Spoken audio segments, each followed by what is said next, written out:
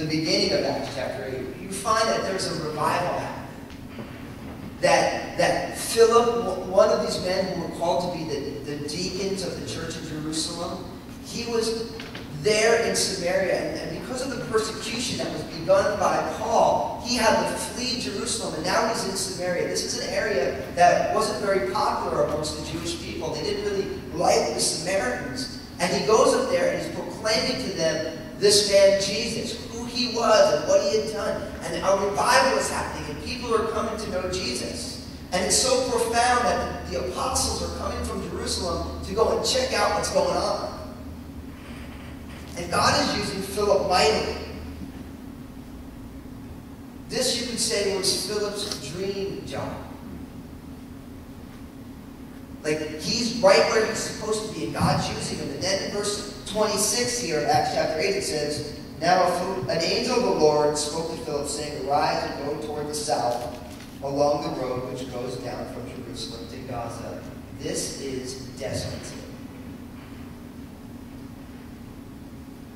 I mean, how many of us, when you're right in the spot where all the happenings are happening, right where things are going so well and everything is happening, and all of a sudden you hear, maybe you should be leaving here and going to the desert? Do we like that? It goes against human logic, right? Everything's happening, and now, listen, I want you to go and leave here and go to the desert. I mean, he's in the middle of a revival. Many people are coming to know Jesus for his vocation as a minister, for his purposes of being alive. It's all happening. There's a revival. And then an angel of the Lord comes and says, I want you to leave. I want you to go to the desert. I think it's important for us as followers of Jesus and as Americans in the year 2011. We live in a culture that tells us that when you're in your dream job, when you're being used in the way that you're supposed to, you don't change that at all. Right? You keep that train on that track. And there's some wisdom in that, especially like we're talking in the greatest recession since the Great Depression, right? But sometimes God's purposes, let me repeat that, oftentimes the purposes of God defies human logic and defies American dream logic. Now, I'm not saying that if you have a great job that God is telling you that. I'm not saying that.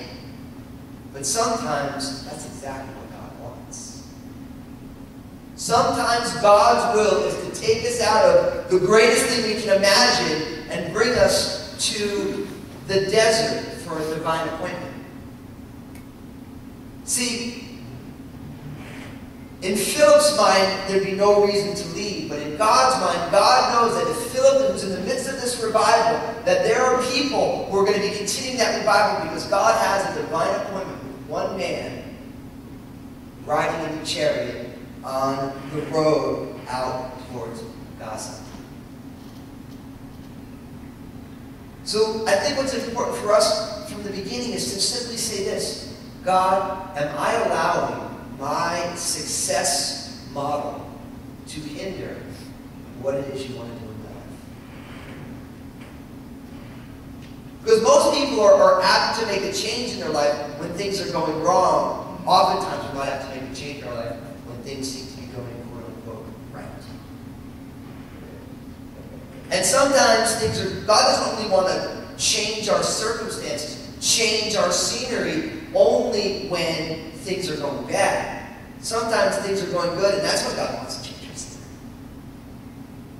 And the key for us is that we need to learn how to hold our lives and the circumstances of our lives and the happenings in our lives with open hands. We have these circumstances that we want to hold on to them, don't we? We want that security. We want that, I just want it the way I want it. This is exactly the way I wanted it. See, when things are going bad, it's easy to want to change the scenery, right? We comfort ourselves in bad circumstances with, man, we can just change the scenery right now. Just sell it all, get a U-Haul, hit the road.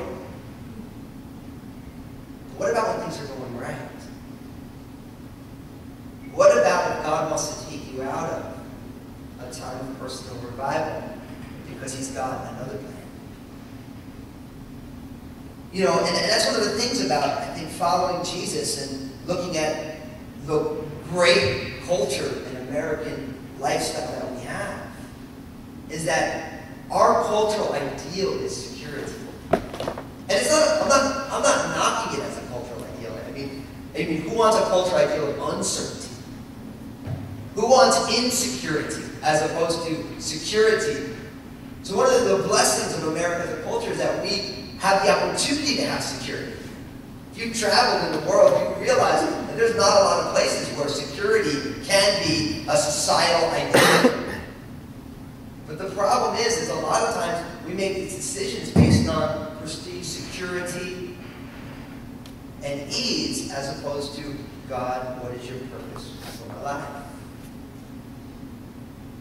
So Philip here, he's in the middle of revival, and an angel of the Lord comes and says, I want you to go towards the south to the road that goes down from Jerusalem to Gaza. Now look what happened. Verse 27, so he arose and went. You know what that's called? Obedience. It's hard to be obedient, isn't it?